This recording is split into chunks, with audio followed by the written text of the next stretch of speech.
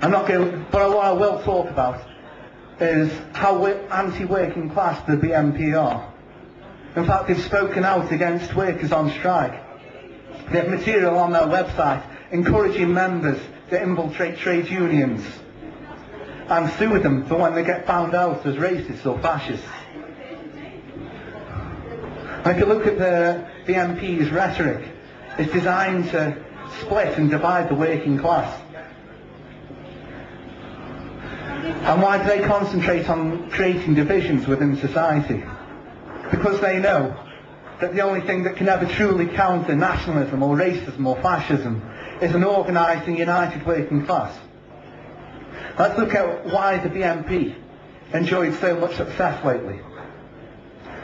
Remember when I was talking about that wealth divide and the top 2% have? I believe these two facts are actually linked. The majority of people in this country have worked their whole life and paid national insurance and tax and done all the overtime that God sends, and they've still not seen a real increase in their living standards. A lot of people face poverty or near poverty on retirement on a state pension. And this is of course where the BNP come in with their divisive politics.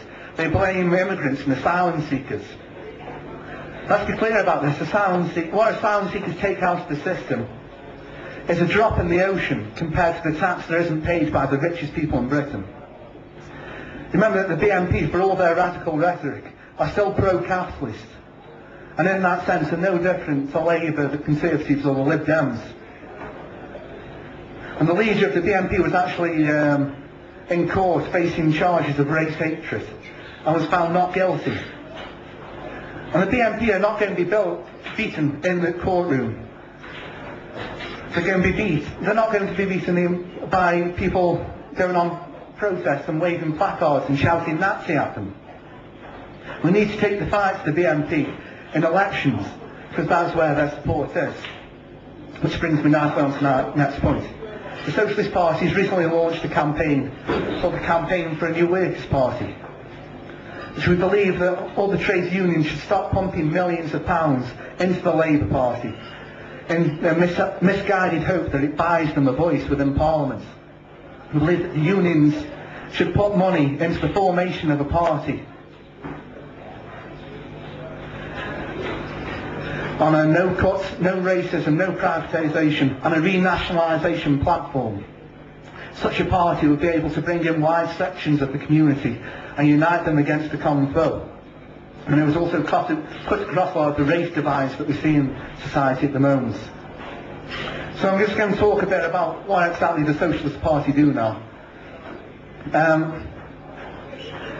Generally, we start and intervene in campaigns on a local and national level. For example, most recently in Stoke, we helped to set up the NHS SOS campaign group, which organised and coordinated the march of over 5,000 people through Stoke against the job cuts at North South Hospital. For as socialists, we know that a protest or a march isn't going to save the NHS.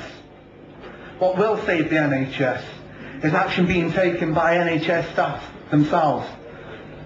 Now, of course, no one, least of all the NHS staff and patients, wants to go on strike. But this is the only language that the government understand. Just look at the massive anti-war demonstration that took part on the eve of the Iraq War. Millions of people protested against the war, but it was like water running into the sand. It came to absolutely no avail at all. What was missing was a voice for the movement, the anti-war movement, in the form of political representation.